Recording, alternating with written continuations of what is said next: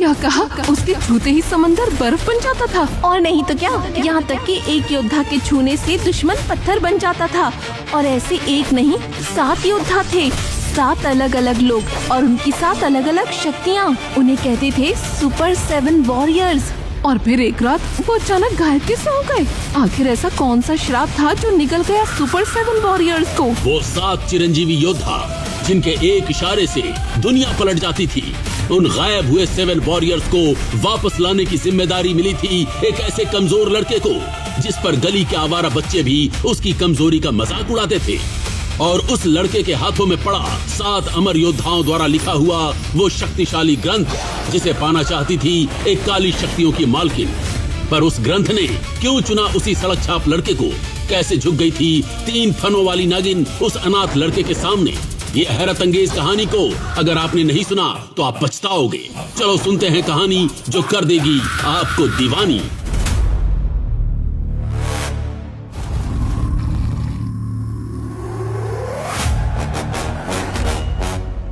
क्या सिर्फ पैसों के लिए बेवकूफ लड़का 3 सिर वाले इस खूंखार शेर से लड़ रहा है?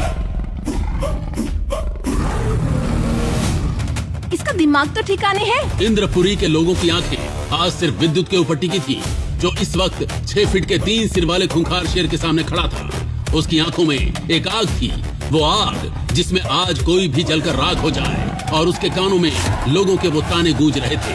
चल भाग यहाँ से, ना माँ का पता है ना बाप का। अरे मैं तो कहता हूँ इसे और इसकी दादी को इंद्रपुरी से बाहर निकाल फेंक देना चाहिए। आज के बाद कोई मुझे कुछ नहीं बोलेगा। और तभी वो शेर विद्युत के ऊपर झपटा। विद्युत ने अपनी पूरी जान लगा दी उसे खुद से दूर करने में, पर शेर का आकार बड़ा होने की वजह से वो शेर विद्युत पर हावी हो गया। उसके मुंह से उन योद्धाओं के खून की बदबू आ रही थी जिन्हें वो कुछ देर पहले डकार गया था। वहीं वहाँ मुकाबला देख रहे आचार्य अश्वत्थामा की नजर जैसे ही विद्युत पर गई, वो अचानक अपनी जगह से खड़े हो उठे। ये तो वही राघव रघुवंशी की पत्नी का लॉकेट है जो मैं इसे मरने नहीं दे सकता, मुझे बचाना होगा इसे। वही विद्युत शेर के पंजे को पकड़कर उसे पीछे कर ही रहा था कि तभी आचार्य थामा ने विद्युत की कमीज को पकड़कर उसे मैदान से घसीटते हुए बाहर निकाल लिया। और फिर मैदान में एक घोषणा हुई, 50 करोड़ जीतने की इस रेस से विद्युत बाहर होता है। जैसे ही विद्युत ये सुनता है, उसका गुस्सा 7वें आसमान पर पहुंच जाता है। छोड़ो मुझे, तुम्हारी वजह से आज मैं 50 करोड़ रुपए जीतते जीतते रह गया। क्या जरूरत थी तुम्हें मेरा बाप बनने की, मुझे बचाने की? विद्युत, वो शेर तुम्हें भी डकार जाता।